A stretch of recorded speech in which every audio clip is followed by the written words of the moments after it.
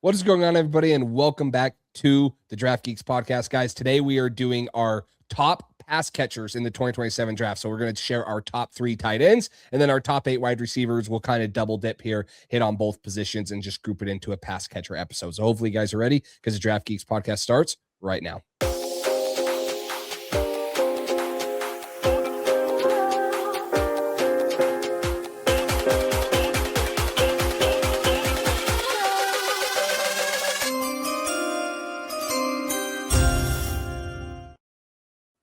A little bit of both from us today, tight ends and wide receivers. Jace and I are going to be bringing you guys pass catcher rankings. Excited to go over this one at the back half of this show when we talk about the top of this wide receiver class. We will have a chance to go over our thoughts on 2 of this draft class's most impressive prospects, some of the best players at the wide receiver position that we've been able to talk about in a long time, and that's not a slouch to the previous classes.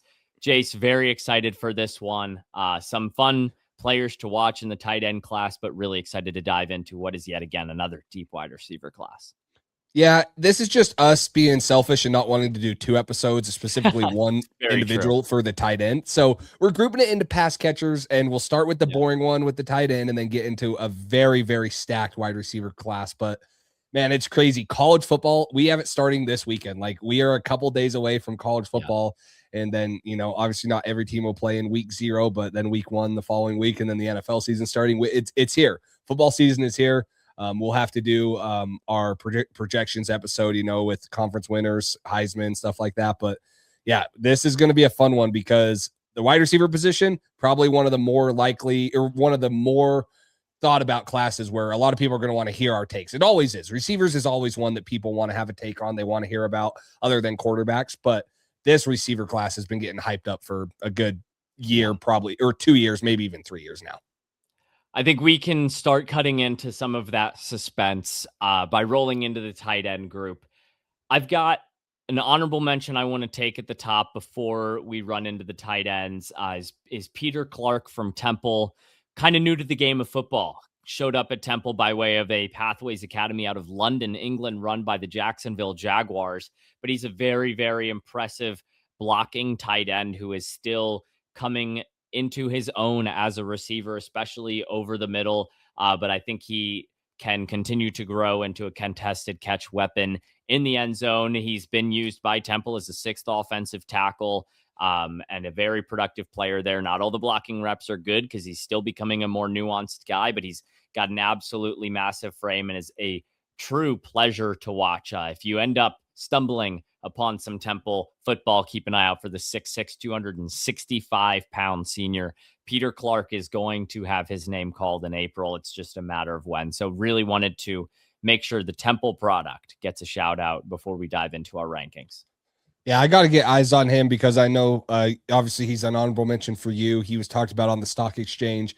So I got to get eyes on him. But my honorable mention, hailed from a school that has a bunch of tight end talent, but in the last couple of years, other than one, who's probably the greatest tight end prospect, maybe one of them that we've seen come out of college. Second best one, Kyle Pitts for sure, number 1. But that's Lawson Lucky out of Georgia, 6'4", 240 pounds.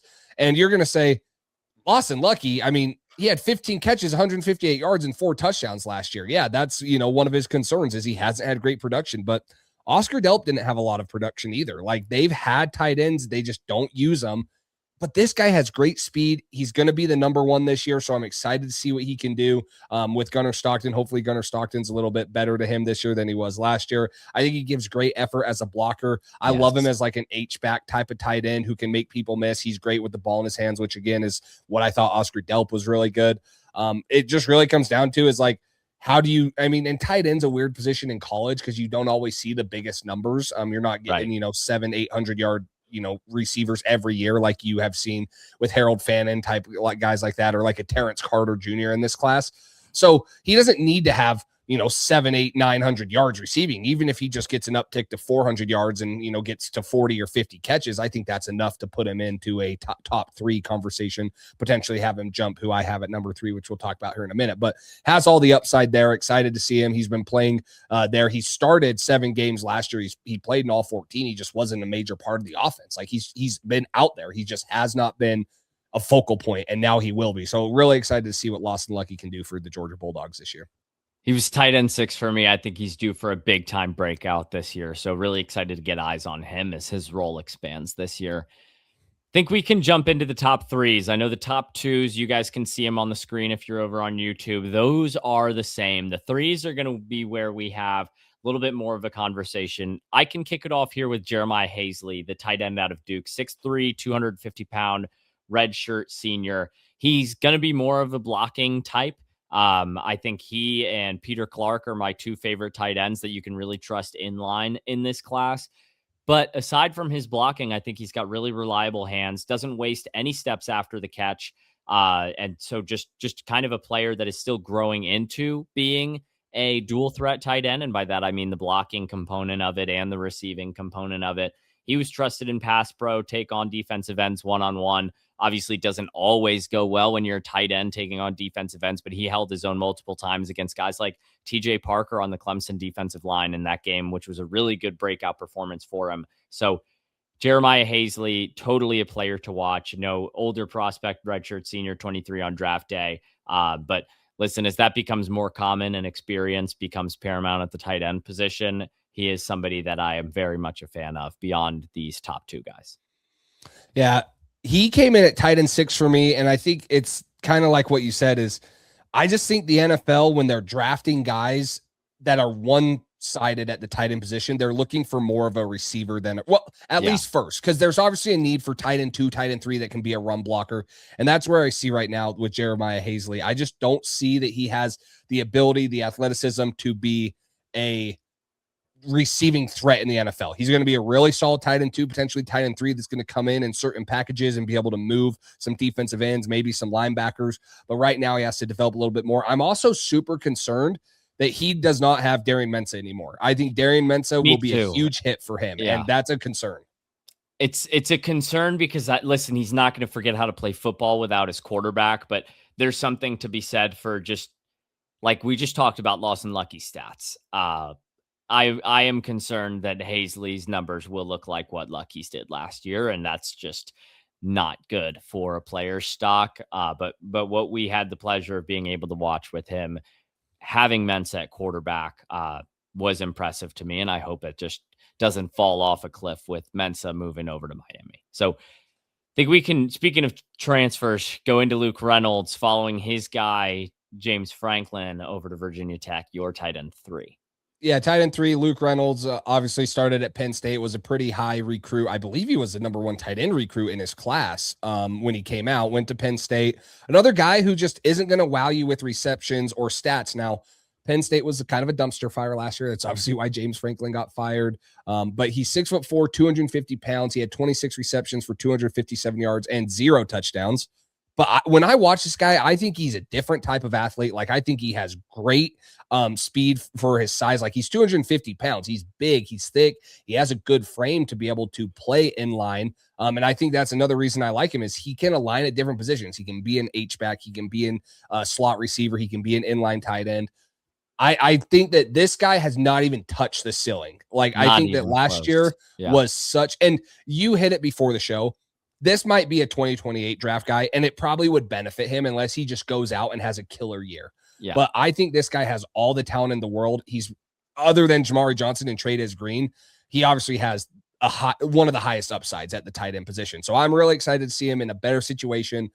James Franklin is a great coach. He just had, a couple rough years. And now that, they're not expected to go beat Ohio State and Michigan every year or compete with them, I think he's going to have a ton of success. So really excited to see that change for him and think that he can reach his potential, and his upside is just tremendous. So you could see him have a good year this year and then not declare and come back to college in 2028 or 2027 for the 2028 class. And I think he'd be one of the top tight ends going into that class if he reaches the potential that I see that he could have. I really hope he plays his way into having a tough decision to make this winter. And I think that's what Virginia Tech is looking to give him the opportunity to do. Jamari Johnson, the most complete tight end in this class. I think that's fair to say. No? Yeah, I think it is. Johnson's going to have a bigger role this year with Kenyon Sadiq taking his talents from Eugene, Oregon to East Rutherford, New Jersey. He was doing plenty of the dirty work in 2025, but still showed flashes as a receiver. He's 6'5", 257 pounds. So as a redshirt junior, he's absolutely got the size to play the tight end position in the NFL. Smooth route runner, good effort as a blocker, can be an elusive ball carrier. I think he lacks kind of an elite trait, which is what's probably going to keep him out of the first round when we're talking mock draft, talking tight ends. But the complete nature of his game, I think, makes him a fit for all 32 teams. And the stats jump that he should take this year with Sadiq off the team is likely going to enhance his prospect value. But I feel really good about where I see Jamari Johnson. It's not too often that you can say, oh, this guy works if you need a tight end. Usually it's like, well, what kind of player is he? Inline, move? What kind of scheme are you playing? I think Jamari Johnson works for just about any of those options. So I think a lot of teams are going to be excited about him. I think he's going to work for a lot of teams. My tight end 2 to this point. Yeah, I mean, when you say the most complete tight end, I totally agree because you trust him to be in line. You trust him to be out in the slot. He's a good enough run blocker to not have to worry about if you do need him to dig out a defensive end or whatever. Great body control. He tracks the ball very well. He almost averaged 16 yards per reception, which is incredible for a tight end. Like, that is so good. He has juice. He can catch the ball, get vertical. I think he stretches the seam very well. It's just, yeah, I'm real interested to see. It's his team now. This is his offense without Kenny and Sadiq. Can he overtake, or can he fill the shoes of Kenny and Sadiq? He has a great quarterback. He has one of the best teams in college football at Oregon. Can he take that whole load and, run with it? And because he'll have every opportunity to be tight end 1 potentially. Like, he has an opportunity in front of him to have a monster season, especially if Oregon wins the national championship or makes a run to the national championship, whatever it is. It's going to be really exciting to watch Jamari Johnson. But the reason he's the number 2 is because Trey'Dez Green is just a freak of nature at 6'7", 238 pounds. And you say Jamari Johnson's the most complete tight end because he can run block. Well, Trey'Dez Green doesn't really need to run block because of how freakish he is as a passing threat. Like, this guy played basketball for LSU before he ever played football there. He's got the size at 6'7". He's going to be a mismatch. He can flat out go when he wants to. Like, he can get off the line and threaten safeties with his speed. Like, it makes them worried. They have to open up and run. His catch radius, he has massive arms, huge frame. He's a threat in the middle of the field. His effort as a blocker is good. Like, I don't think he's great. He's always going to have a little bit of a disadvantage. Yeah, he's going to have a disadvantage because he's so tall. He's not going to be able to get under guys and dig them out, but he will try. He's a willing blocker. He's just not a good one yet.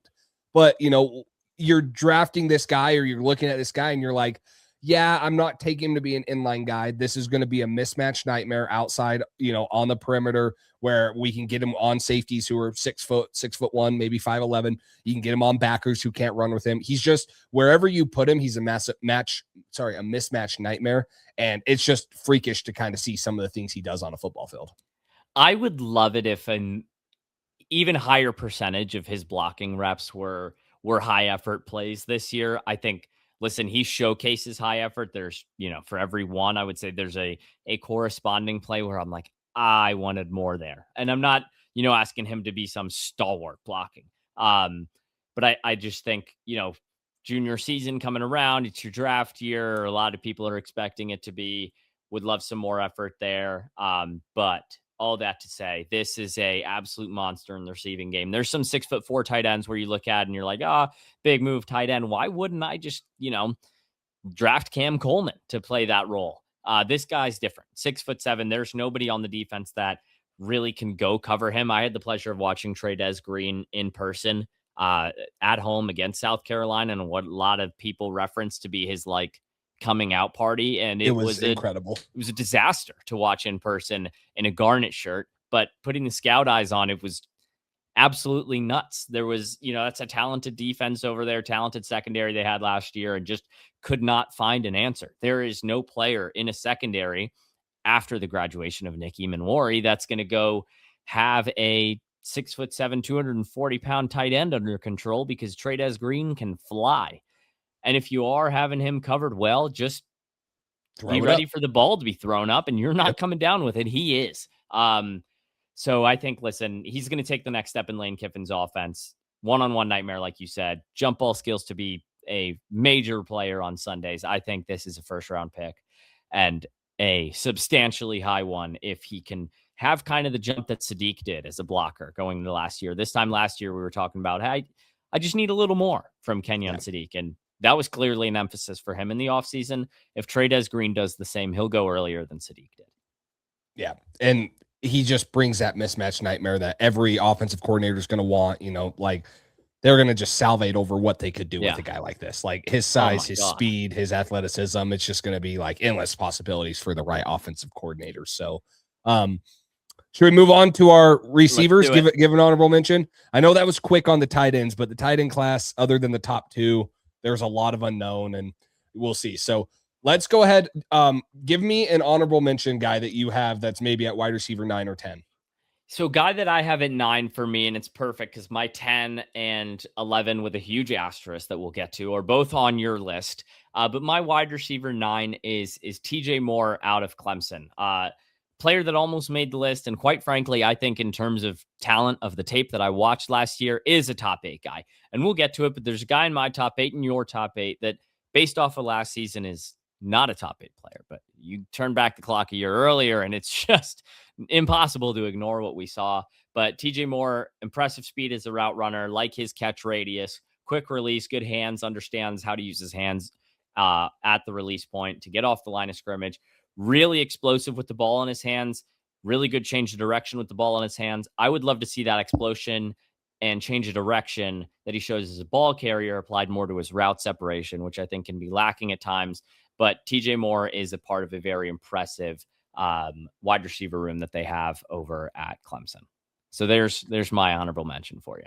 Yeah, I mean, obviously you're watching TJ Moore when you're watching Bryant Westco and you're seeing both the talent on the field and stuff. Yeah. But he's quick off the line. He creates good separation. He can make defenders miss. His route tree is not the most polished, but it's good enough. And, he can create the separation. So I have him at wide receiver. Let me see. That's wide receiver 11. Actually. Oh, sorry, 10. Because my 9, what would that be? Sorry. No, that's wide receiver 11. Because my 9 and 10 are actually in your list. There we go. He would be the next. He'd be the next one that I would have thrown an honorable mention on. But I'm not going to because you just talked about him. So I'm going to talk about Deuce Robinson. And I'm gonna preface this. I don't even love this guy. It's just I kind of got forced to talk about him because my 9 You don't and 10 have are to. in, You don't have to. I want to. I want to talk about him. Are we getting reason. a hate session right now? We're not getting a hate session. I want to talk about him because he's 6'6", 222 pounds. He had 1,000 yards receiving and had 6 touchdowns. There's gonna be people that are gonna have this conversation like, "Oh, he's so good." Listen, he brings something to the table that not a lot of people do. He has that elite frame. He's a contested catch guy. I think he's really smart. He knows when to sit it down versus zone. But if you play man against this guy, he had 38 contested catch opportunities. That just tells me he doesn't know how to separate or he can't separate. And so it's just a concern. Yeah, listen, this guy is, if you have a need for a big, tall red zone threat, I think you could take a chance on him, but I don't trust him to separate. I think he moves more like a tight end than he does a receiver out there. I don't think he's very physical. Like he's big, but I don't think he's like physically demanding. Like there's a couple guys that we'll talk about up here at the top of both of our lists, I'm sure, that are just physical freaks.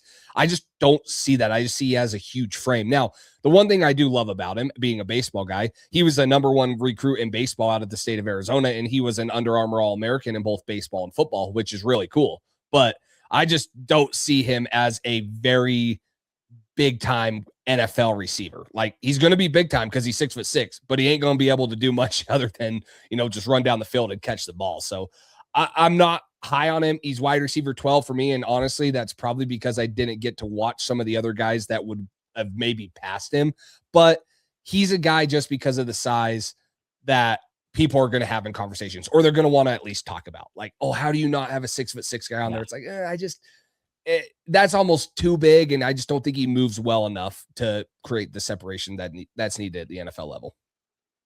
Love it. Let's roll into the top 8. I want you to kick us off with Amarian Miller. I can go to the other guy after you take Amarian Miller. That's not on your list. There's actually one more on my list that we'll get to afterwards, but I think we can go Amarian Miller. Well, why don't we read first, and then and then we can do it. I'll start. At number 8, I have Ryan Coleman Williams at Alabama. For those unfamiliar, that is Ryan Williams. He's the 17-year-old, added Coleman to his name this offseason. Number 7, I have Cooper Barkate at Miami, transferring in from Duke with Darian Mensah. At 6, I have KJ Duff from Rutgers, and 5, Mario Craver from Texas A&M. At 8, I have Amarian Miller from Arizona State. At 7, I have Ryan Coleman Williams at Alabama. At 6, I have Nick Marsh from Indiana. And at 5, I have KJ Duff at Rutgers. I wouldn't say a hater, but we'll get in and talk about him. So you wanted me to start on Amarian Miller. I'm guessing he's wide receiver 9 for you, right?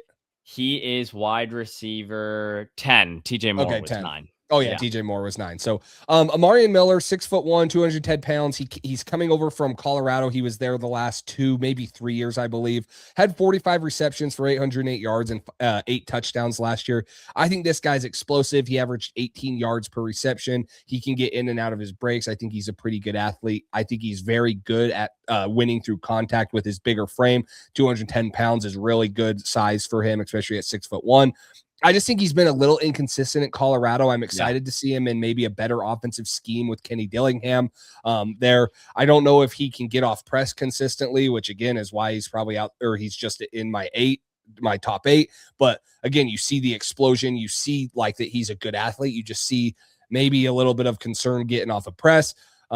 I worry about his long speed. I think he's explosive in and out of breaks, but I don't think he's a great route, or I don't think he's a great down the field threat. And then I didn't think he was good at all in the run game. And maybe they can get that out of him at Arizona State. Usually it's something you have to really emphasize and work on for a guy, but it felt like he just was disengaged when it was a run blocking play and he didn't really want to do that, which it's not the end all be all, but he doesn't have the elite route running, the elite traits at receiver to just be an okay blocker. In the NFL, you're going to need to make a way on a roster or on a depth chart by blocking your way first before you ever, start making plays catching the ball. So I'm excited. I think he's in for a better season at Arizona State. I think it's a better system for him. I think that he has all the tools that you want to be, or that you want to see from a receiver. So he could go up. He could easily go down if he has another inconsistent up and down year, but this is a good move for him at Arizona State. And I'm, hoping that he has one of those big years. Turning back the clock to his freshman year, this was somebody that I was so unbelievably excited about. He flashed in the biggest ways when we were all turning into the Shadur and Travis show out in Boulder. You talked about the inconsistencies, and he just hasn't been able to find his footing. Now, he did put together a career year with over 800 yards last year, but like you said, there's still inconsistent play throughout, highlighting some of the concerns you touched on, the long speed.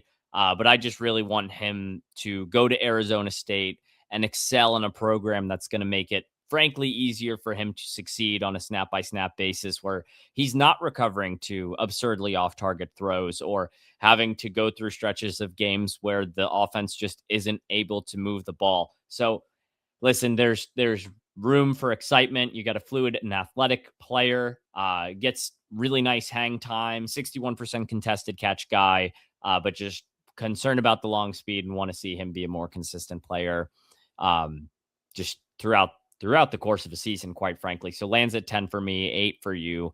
Think we see him pretty similarly. I can go into Barkate, and then we can do the Ryan Coleman Williams thing. Let's do it, because Barkate's my wide receiver 9. Okay. I love that. I was scared it was going to be, 7, and I watched him, but he's below Deuce Robinson for me. But no, I think 7 and 9 is great. I first started to pay attention to Cooper Barkate when I get a text from a buddy who knows some people at Duke and was like, yo, this guy rules. Just so you know, he might declare, might not. We'll see what happens. Think he's still working on his extra year of eligibility. Played at Harvard before Duke, so they're going to see. Fast forward now, he ends up in Miami, did not declare, following his quarterback. This guy, when you're watching Darian Mensah and you're like, oh, Mensah's in trouble again. Never mind. Oh, Mensah's in trouble. Never mind. Who does he keep going to? It's the same guy. It's Cooper Barkate. And I think that's going to happen on an even bigger stage. Same conference. People don't watch Duke football like they do Miami football. Cooper Barkate is going to pop with strong hands through contact, super quick through the breaks, gain separation consistently. flexibility to win on the inside and outside. Really loved what he did against Davion Terrell. I don't think this guy is going to be, the traitsiest player of all time, but he is somebody that I have a lot of faith in. I think he's a super reliable player. I do not think this is the high floor day 3 type of guy. I think he's better than that, can explode after the catch, can create the big plays. Just, I'm not wowed by, insert trait here. Maybe that trait is his consistency and reliability. But I think that this is an early to mid day 2 type of player that I am just really feeling solid about the fact that he's going to perform for the Hurricanes this year. Yeah, he does everything right. Like he's 6'1", 195 pounds. We got to a stop good build with that as a, just he's so reliable, does everything right. And you could just, what we're talking about. But yeah go on. But I mean, he's had 2 elite years of his production. name's Cooper. Like, of course, that's who you gonna say he reminds you of, huh? You got a comp for him? Last name Cup? No, I wasn't thinking that. I was thinking Julian Edelman. Oh, not Adam Thielen. Oh yeah, Adam Thielen. Yeah, there you go. What about Amendola? Yeah. Amendola? Yeah, there we go. Wes Welker? No, yeah, but it really reminds me of Chris Hogan when he stretches the field. Just every good Patriots receiver. So maybe he's going to the Patriots. That's fine. We need a wide receiver 3 with Kayshon Boutte being traded. So, but anyways, this guy, I love he has 2 really good years already under his belt. And one of them at a Power 4 program. Like he was at Duke last year, where he had 1,100 yards. And then the year before, was he at Duke for 2 years? Duke, I think it was Harvard for 2, Duke for 2. Yeah. So he had 2 good years at Duke, over 1,000 yards. A run. Ivy, yes. Duke, Miami.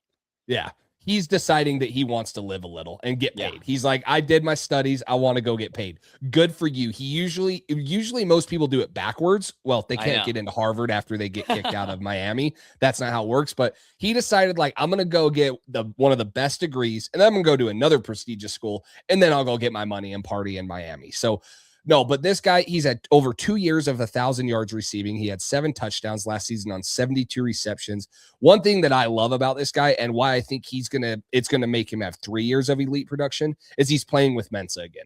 The guy who fed him the ball and who was so on par with him last year is at Miami with him.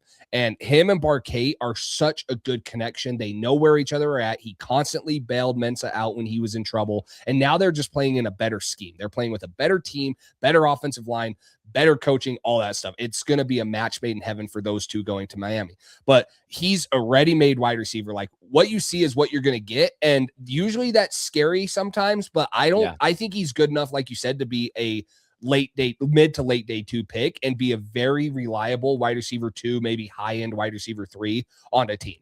Like, he can come in and be a very reliable guy that will get you 60 to 70 catches a season, and you can have that big play explosive guy on the outside. He's twitchy in and out of his breaks. Like, he's super hard to stay with. You can't play good coverage on him. I think has a high IQ, which obviously that's dumb to say because he went to Harvard and Duke, but I mean, football IQ, like, he's smart. He's smart on the football field too. Yeah. The one thing is, and it's going to be a knock on him, is he doesn't have a physically gifted trait. Like, he's not going to run. He's not going to blow your socks off running. He'll probably have a really good short shuttle time, but I don't think that you need to do that. You've seen enough receivers who haven't blown the top off of the combine. Cooper Kupp.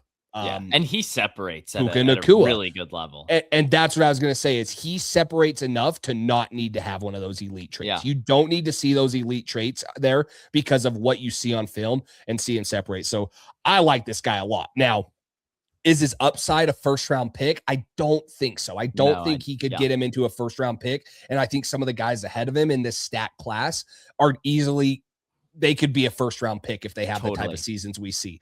So I think Barquet is going to be in the conversation for a second, third-round pick as long as we're doing this show and as long as other people are. I just don't see the upside there for him, which isn't a bad thing. I'm not trying to knock the guy because he's a fun receiver to watch and he's going to have a very productive year. I love it. Talk about another fun receiver. My 8, your 7, and I think we can go to Mario Craver after that. Another guy that is on mine outside of yours, but Ryan Williams, to turn back the clock, just was one of the most impressive young players that we've seen in the last decade, to be frank, in college football. Really struggled last year, had 10 drops. That's all the rage. He had 7 as a freshman, which I didn't really know that until I I didn't was either. looking through and I was like, shit, this is a problem. Um, Smaller frame, has battled injuries, but listen, I think that's a lot of down, and he's coming off a year where he was tremendously disappointing, and there's no sugarcoating that. And he's still at 8 for me and 7 for you. So just a little bit of why is, first of all, when he gets the ball in his hands, he's so unbelievably explosive. To get open to get the ball in his hands, such a smooth route runner with freakish body control to come down with off frame grabs, adjust to the ball really well, can make the spectacular catch. Still made a ton of off frame grabs in 2025. I know he made 10 drops, but he made a ton of off frame grabs as well. So he's showing he's still got that in the tank. It wasn't like he lost that ability, and that's where the 10 drops are. I think the number of off frame grabs went up, or the number of off frame catches needed to be made went up. And then I would just love, like, the Wisconsin game from last year. Just bottle that up. That's the momentum we're taking to 2026. I know it was a week 3 matchup or week 2 matchup, whatever it was, but that was a game of tape I watched from last year, and I was like, that's what we just need to be feeding to Ryan Williams all off season. This is you. This is you. This is you. This isn't from your freshman year. This was last year. You can do this. Such a high ceiling type of player. If he, falls short of expectations again, he can totally go back for his senior year. Such a high ceiling player. We talked about Barkate maybe not being able to play his way into the first round. Ryan Williams could play his way into a top 15 pick. So such an elite traitsy player. Just, some of the injuries with that smaller frame. Want to make sure this guy can stay healthy. Even if it wasn't an instance where he was banged up, there's some hits where I'm like, whoa, like I'm surprised he was up and out there for the next play. But the drops is really the story there. The drops is a huge concern. I can't put to bed in my mind what he did as a freshman at 17 years old because he reclassified. Yeah, he has a chance he's doing this. He was 18 last year. He's going to be 19 this year. He has a chance to be a 20-year-old rookie with 3 years of starting SEC experience and pretty good numbers. I mean, really good numbers, except for one of the cons I wrote down for him is he leaves a lot to be desired, and that's the drops. Like he could have easily have had over 1,000 yards the last 2 seasons if he capitalizes on a couple more plays. Like his explosion, how good he is with the ball in his hands. Who knows if he at any time when he has the ball in his hands or when the ball's going to him, there is an opportunity for there to be a 70, 80-yard touchdown. He can take it to the house anytime he has the ball in his hands, and he's been doing it at 17 and 18 years old in what a lot of people will say is the best conference in college football, the SEC, the most well-rounded, the hardest week in and week out. You're constantly playing the best competition. It's hard to overlook the talent. But right now, based off of what he did his true sophomore season last year, he has a lot to work on. He can get thrown off of his routes pretty easily. He needs to add play strength. He obviously needs to figure out the drops. But man, if this guy figures out some of that, making plays and not leaving stuff out there on the field, he's going to be right back up there with Cam Coleman and Jeremiah Smith, who we'll talk about in a minute. And like you said, a top 15, maybe a top 10 pick. Yeah. Where was Craver for you? 10. 10? All right. I can live with that. 5 for me. This guy is a jitterbug. Mario Craver is an electrifying receiver for Texas A&M. Really excited to see what he's able to do with more of the spotlight on him after the departure of Casey Concepcion. Isaiah Horton's going to come in from Alabama, who was somewhat reliable for the Tide last year, to kind of alleviate some of that pressure. But anytime Craver has the ball in his hands, we just talked about it with Williams, but he is a threat to score. Opened the season with some of the more ridiculous numbers you'll ever see to start off a year. Did so against, the likes of whatever it was, like UTSA and Utah State. But there's that Notre Dame game in there where that was the moment where you're like, all right, this guy's going on the 2027 draft sheet. really good adjustment, concentration, body control. I talked about what he can do with the ball in his hands. He's a guy that you kind of just want to get the ball. Made me kind of think of what I was always wanting Zachariah Branch to be, is kind of what I felt like Mario Craver was. He's got a thin and wiry frame, more or less a screen and goes guy right now. But I want to see what he can do more of over the middle. I feel like he might take some of those in breaking routes that was more so on Concepcion's plate last year.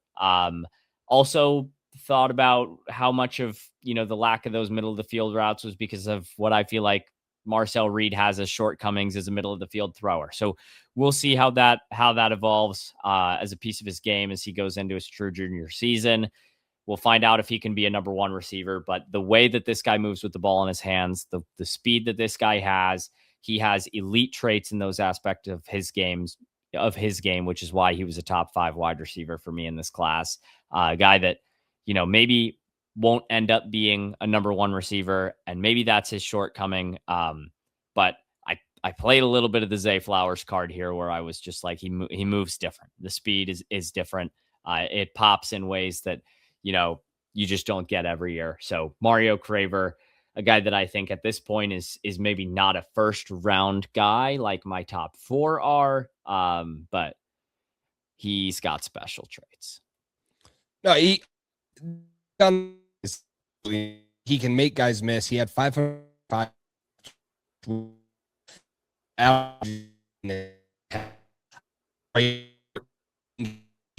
ball and take it the distance. He's got a pretty good release package when he's getting pressed because he's such a jitterbug.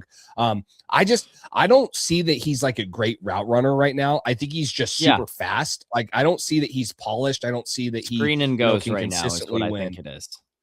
Yeah, and I guess that concerns me a little in the NFL is like there's going to be a lot of fast corners, and will that get to bite him? Now, there's been a lot of guys that we've had route running concerns that we've had a little bit higher, but a little bit smaller frame, a little bit skinnier, 5'10", 180.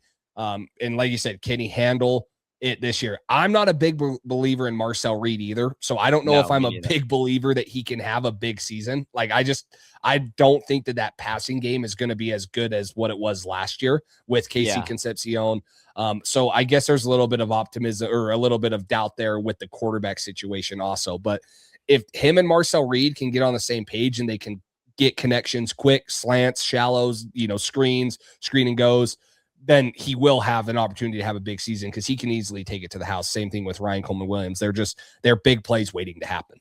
It's a tough one to kind of evaluate from an A&M lens because, like, when I click over to my Marcel Reed notes, I'm like, not a great tight window thrower, some painful lapses in touch and accuracy. So maybe it's A&M just knowing the strength of their guy. Like, he's got the arm to chuck it.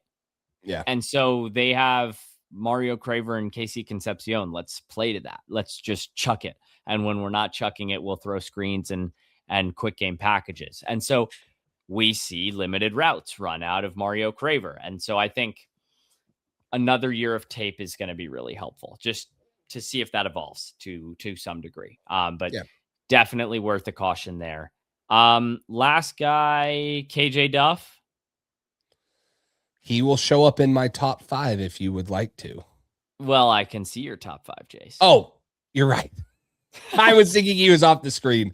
Yeah, maybe I should look more here. I'm on my other page. I'm on my notes page. So, yeah, KJ Duff, since he's 6 and 5. So he's 5 for you or 5 for me, 6 for you. Yeah. This is a guy who's a true X receiver at 6'5", 225 pounds. He had 60 receptions for over 1,000 yards and 7 touchdowns. He's a long strider, which obviously at 6'5", but he eats up ground. He can win over the top. Super strong, reliable hands. He had 18.1 yards per reception this year, taking the top off the defense.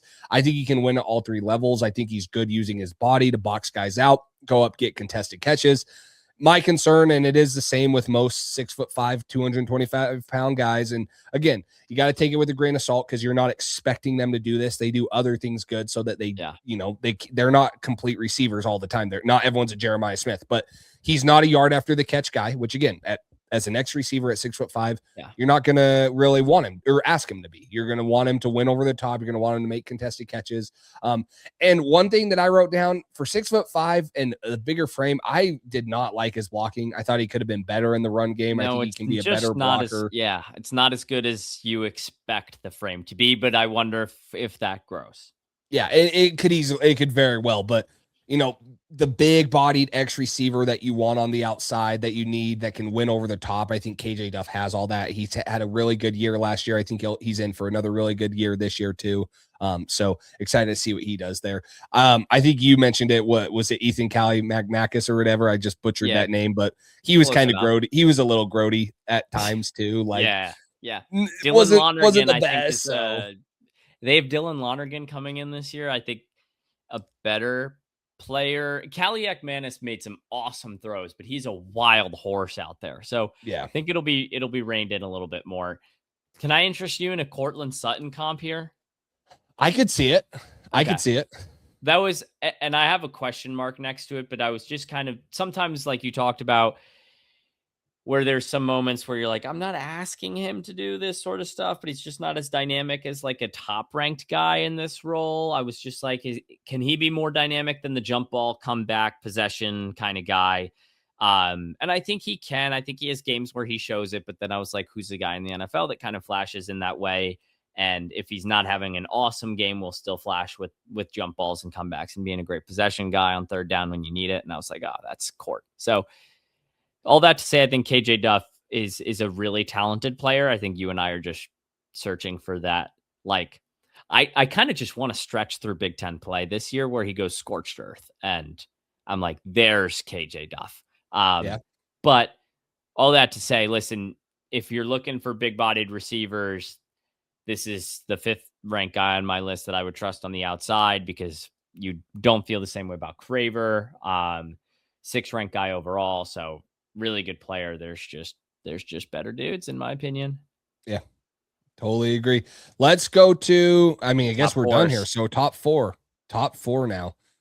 Okay. Top 4. Why don't you go ahead and read off your 4 through 1? My 4 through 1, a duo of Indiana Hoosiers. At 4, I have Charlie Becker. At 3, I have Nick Marsh coming in from Michigan State. At 2, Cam Coleman. 1, Jeremiah Smith. At 4, I have Charlie Becker from Indiana. At 3, I have Bryant Westco Jr. from Clemson. At 2, I have Cam Coleman from Texas. And 1, I have Jeremiah Smith. So I think we start the conversation with Nick Marsh or Charlie Becker. Bryant Westco. You want to start with Westco? Yeah, get him out of the way. I'm kidding. I'm not a hater.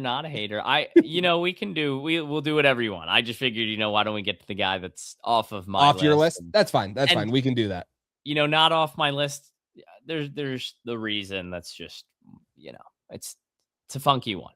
The neck injury, but talented player.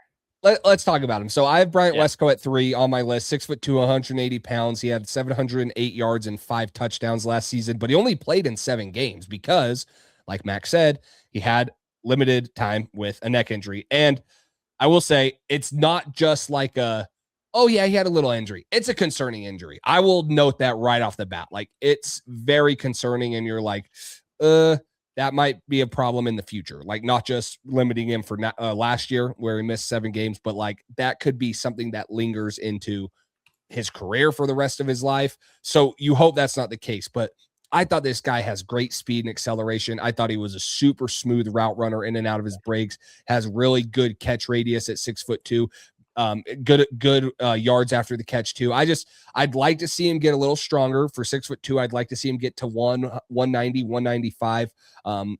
He needs to have less drops too. Not quite as bad as Ryan Coleman Williams, but he does have a little bit of a drop problem. But I thought this guy has the ability to stretch the field down or vertically. He's great in and out of his breaks to create separation. And I think if he puts it all together with potentially a better situation than what Clemson was last year, and a better health situation, I think he has all the potential in the world to be a top 3 receiver, which is why I have him right here. Now, are there guys that are a little more established right now because they haven't had injuries or they haven't had drop issues? Yes, you could argue that, and I would be open to listening to those conversations. But the upside of Bryant Westco, it's hard to deny. And you're just kind of hoping that he has some health luck this year and that stuff doesn't linger into his career, because I do see a really high upside player. I think you talked about it excellently. 5 drops in 7 games was concerning last year. Obviously, the neck injury, but this guy's got so much talent. Quick off the line, stretches the field vertically. I like his stop start. Really good adjuster to the football to make those downfield plays when he is stretching the field. And where I think he popped as a guy, like you talked about, to have top 3 potential, there's flashes of him turning up the field after he makes a catch where you go, whoa.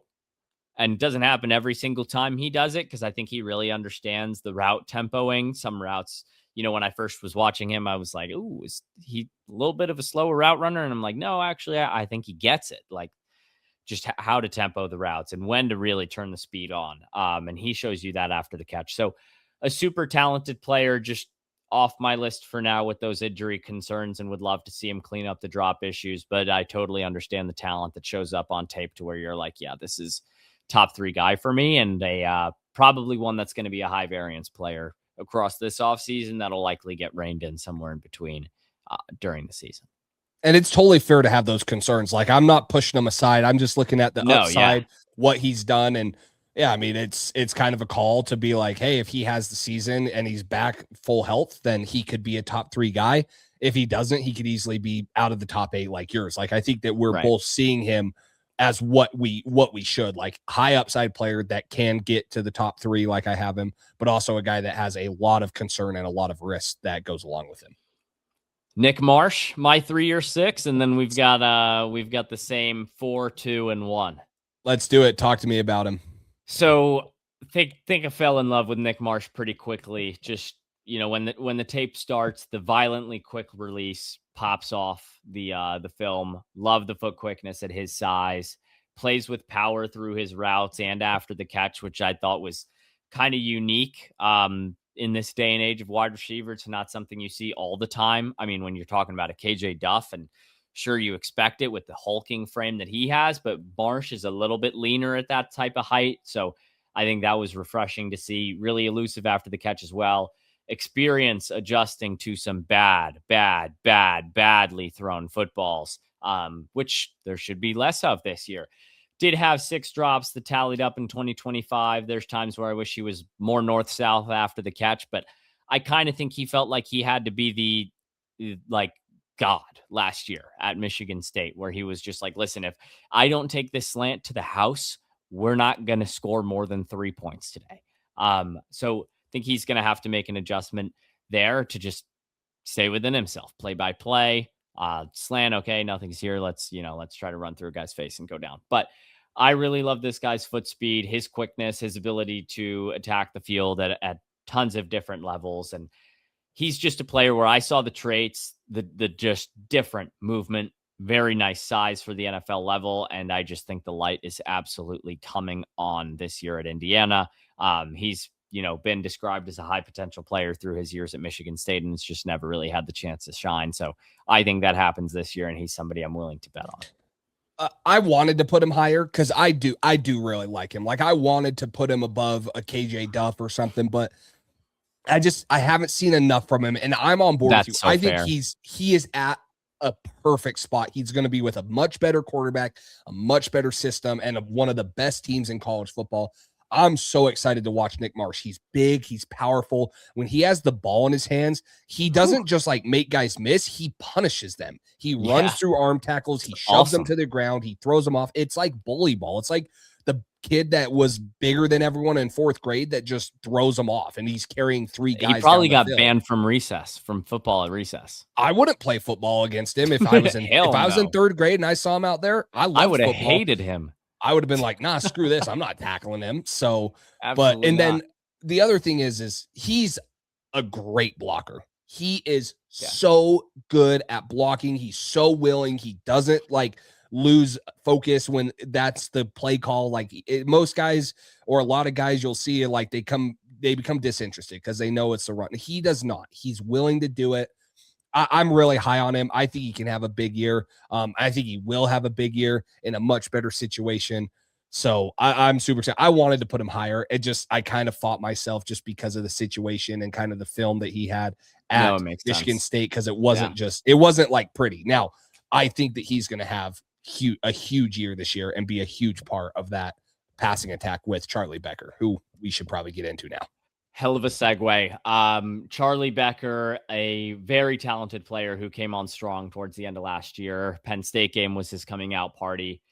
Another bigger body on the outside for the Hoosiers. Strong through press coverage. Really like the way that he can throttle down into space at his size. Big time catch radius. Absurd ability at times to make in-air adjustments, find the ball and come down with it. Physical after the catch. It's not going to be a good year to be a DB against the Indiana Hoosiers when the ball is in the hands of Marsh or Becker. Good luck with those tackles. Concentration to squeeze it in contested catch situations. I thought he was also a high effort blocker, takes pride in it, will knock somebody on their ass. Pride, fight, the character on the sidelines that he showed. Watch some of the games on broadcast just to kind of get a feel for just, go back and relive that Indiana football momentum that Charlie Becker brought, because it was really something that when you have a guy that's got 7 catches all year, or 8 catches, however many it was, and then he goes for 7 and over 100, replacing an injured Elijah Surratt, it does something to a roster. Love his first down celebration. Very cool. And then the yak was like where I was like, I want a little more from you. I think it's in there. Maybe. I don't think he's the speediest guy in the world. But we'll see. Just because I thought that there was moments where the route trees that Indiana asked their receivers to run just limits the way a guy's able to flash with speed. Saw that with Surratt. And then once he breaks a tackle on a comeback, you're like, oh, there it is. Maybe. So I think it's something we just need more tape on Charlie Becker to really determine what kind of player he is after the catch. For now, I think he's just going to run through a guy and eat up some yards and break arm tackles. But man, in a class that doesn't have aliens at the top, Charlie Becker is really, really an elite player. But I think that this is a first-round talent as of now. Him and Marsh are going to have an absurd time on the outside for the Hoosiers. I love that the best part of his game, or the best part of his season, became against the best competition. Like, it was towards the back half.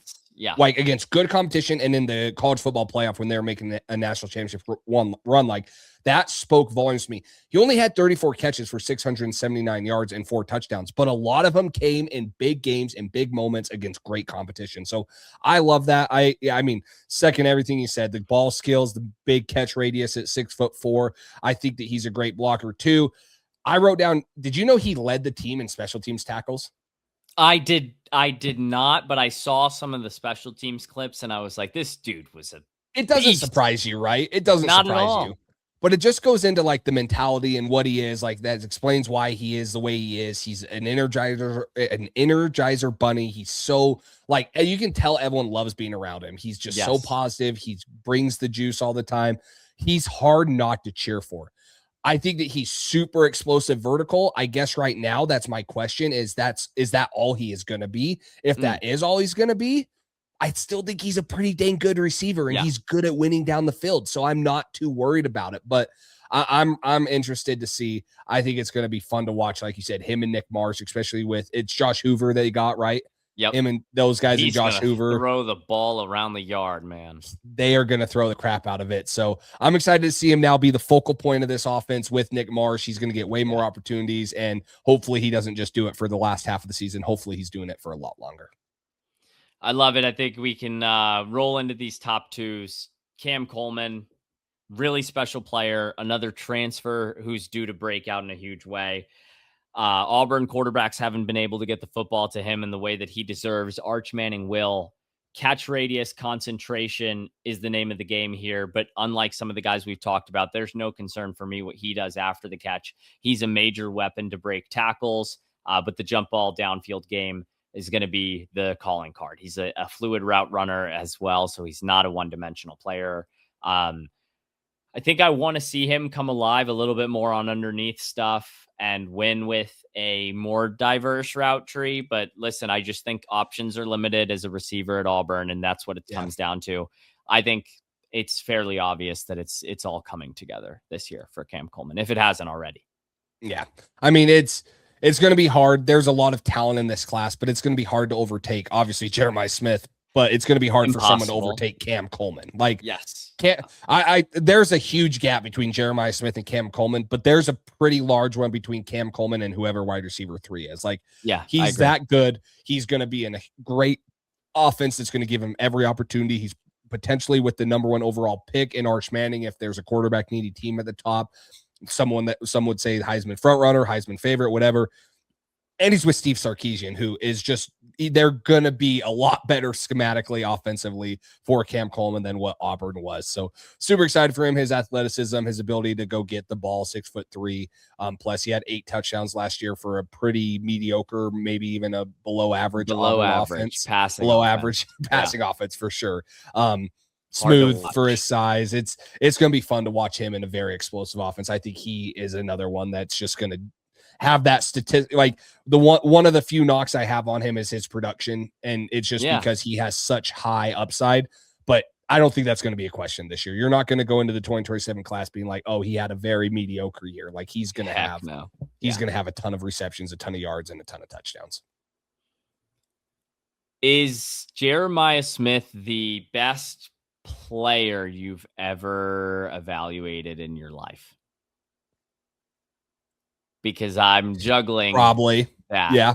I can't, there's a short list of guys that I would say maybe, but and it's not just the best I've ever evaluated. It's one of the most hyped guys. It's one of the ones that's lived up to the expectations. Like think about the hype this guy had as a freshman going into Ohio State and him living up to it the last 2 years. And then what he's going to do this year. It's everything combined. Yes, I would say that it's probably one of the best. I've never, for certain, I've never watched a player in the summer and thought the things I've thought about the type of prospect that I know he's going to be in April. He is complete at the wide receiver position. I don't think there are holes in his game. Sometimes the big-bodied receiver can take a second to throttle down, and sometimes I wish he gave a little more juice in the in space blocking game. But I feel like we do him a service to just kind of run through some of this. Elite release for his size, elite acceleration up the route stem. Overall, the speed attacking corners is nuts. Sometimes he just runs through them. I would be quivering if I was a cornerback playing head up on this guy. I don't get how he's so fast at his speed. He's so twitchy, snaps out of the breaks, elite coming back to the ball. He made Julian Sain's completion percentage at least 10% higher than it could have been. Such reliable hands. His catch radius is bonkers. Big time athlete. Great speed after the catch. So savvy working in zone and over the middle. Fearless in contested times. And Julian Sain left so many yards on the field by checking the ball down with an open Jeremiah Smith down the field. Guy rules. It's hard to find knocks for him. Like, he's been the best player in college football for 3 years now. Like, and it's not even close. Like, he has, in his 2 years in college football, he has 2,558 receiving yards, 27 touchdowns. That's the most by any Big Ten receiver in his first 2 years in college and ever. Like, it's just insane what he's doing. And he's 6'3.5". He runs a 1.44 second 10-yard split when he's on the 40-yard dash. Like, it's just he's second on the freaks list. I'm just going down reading this, like 11-foot broad jump, 38.5-inch vertical jump. He was clocked at 23.5 miles per hour. He had a 6.84 second L drill when he ran it this offseason, which was faster than, only one player at last year's NFL Combine beat that, and that was Jeremy Bernard, and he weighs 20 pounds less than him. Yeah. So it's just like you're going down. It's like the size, the athleticism, the production, everything you want from a number one prospect. He has it. Like it's very hard to find knocks for him, and you're probably not going to find much. If you want to nitpick the run blocking, yes, but again, it's like I'm taking him number one overall 7 days out of the week and potentially an 8th, even though there's not 8 days out of the week. I'm taking him number one. There's overall, an extra even day if he for has Jeremiah Smith. Even if he has questions on blocking, I'm taking him eight times out of, it's just, he's a freak. He's going to be a freak. It's going to be so fun to watch him this year. I mean, and enjoy it while you can, because I don't know how long or if we'll ever see a prospect like him again. I think that's well said. I think we can fire down these 8-1s and just let everybody think about Jeremiah Smith for a little bit, because I really do think it is that special. I feel like we're going to hear it a lot over and over and over, and it's going to get redundant. But while we have the floor open in August before you hear about it, every Saturday for the rest of the year, like, this is different. 8 for me, Ryan Coleman Williams out of Alabama. 7 for me, Cooper Barkate, the Duke transfer to Miami. 6, KJ Duff out of Rutgers. 5, Mario Craver out of A&M. 4, Charlie Becker out of Indiana. 3, Nick Marsh, the MSU transfer out of Indiana. 2, Cam Coleman, the Auburn transfer out of Texas. And 1, Jeremiah Smith out of Ohio State. Yeah.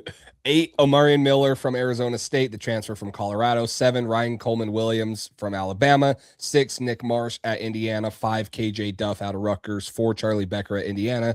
3, Bryant Westcott Jr. from Clemson. 2, Cam Coleman out of Texas. And then number 1, obviously, Jeremiah Smith at Ohio State. Heck yeah. Anything else before we wrap it? It's a stat class, man. It's fun. I'm so glad that this is a good class, because last couple of years there's been good talent, but this is going to be a really stat class. And people have been saying it for a while. Like, teams aren't trading 2027 picks.